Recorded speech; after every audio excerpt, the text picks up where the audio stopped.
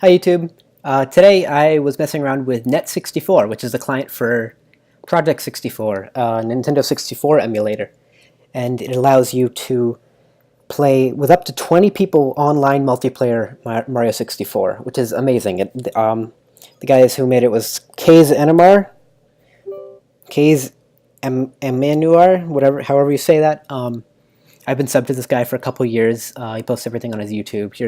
Just go sub to him. I put a card in the top right. Anyways, he does amazing stuff.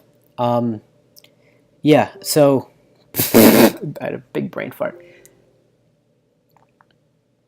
So today I was messing around with the client and seeing how different ways of having multiple players on one computer. You can just copy and paste clients. So if you have like you can just copy and paste the folder over and over again, and you can run multiple clients on the same computer. Just map the controllers.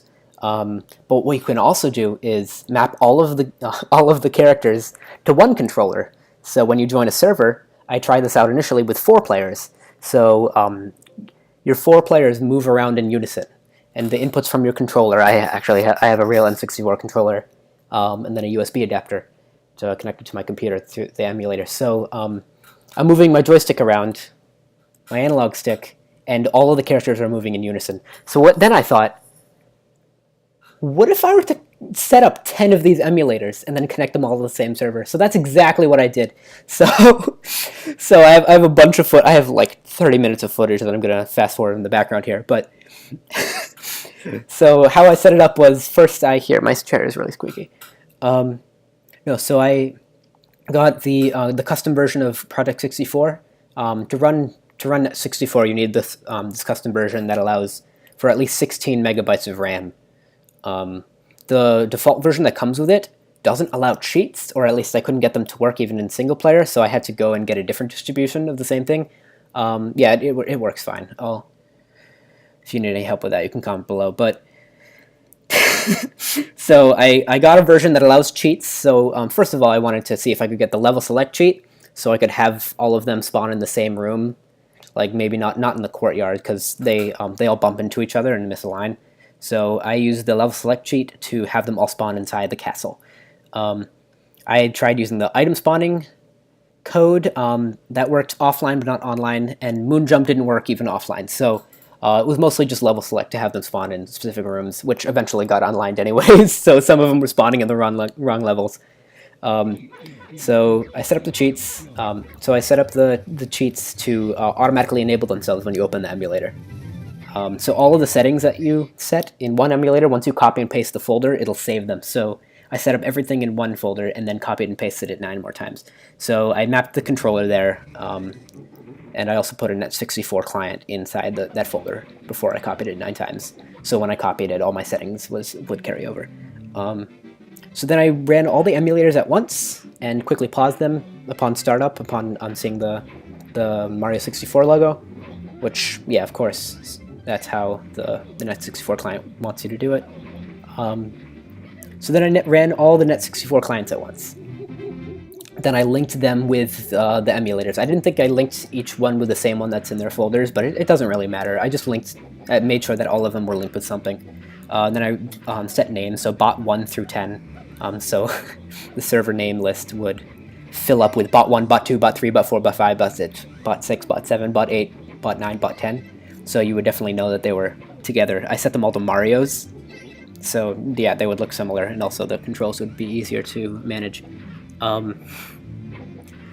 Once I set up all of these, I unpaused and got into the servers. I unpaused all the emulators, got them to the same level select screen, and then I scroll down to the right level, and then I hit start. So all of a sudden, 10 Marios in one of the servers gets filled with, like, the castle foyer or whatever, the main castle room gets spawned, like 10 Marios spawn into it, and it's just floods, and I have them all like do backflips and stuff in unison. It's amazing. People in chat start freaking out. I'll put some screenshots up on the screen. People kept killing them, and then if you use the analog stick in the level select, which was the whole point of me doing the level select, is so they would spawn in the same area, but I guess at one point they get online, so some start spawning in Cool Mountain and Frappy Snowland and stuff. One spawned in the desert level, whatever the hell that's called. It was so funny. So they all started like appearing in different levels and stuff, but the majority of them were a huge horde in the main castle room. And everybody was freaking out in chat, and it was just amazing. Ooh.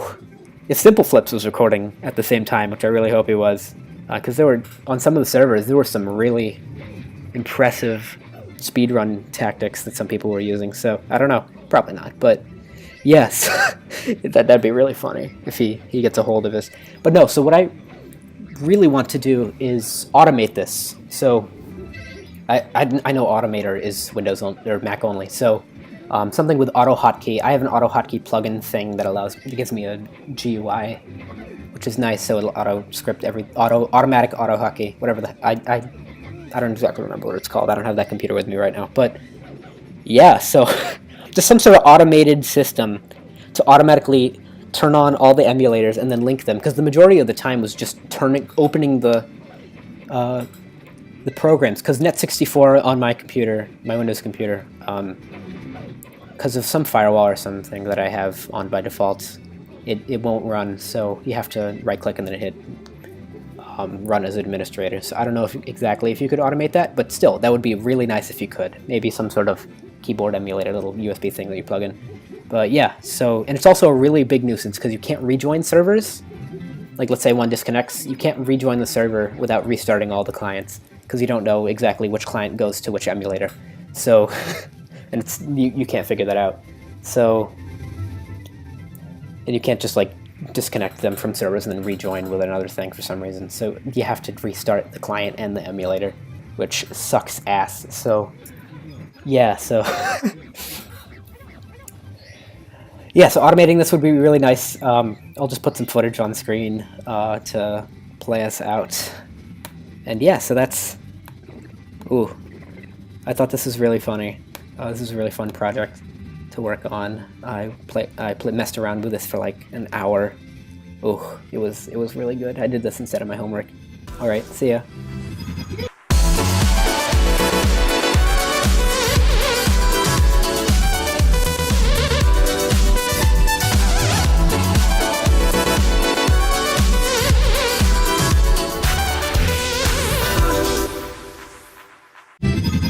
No.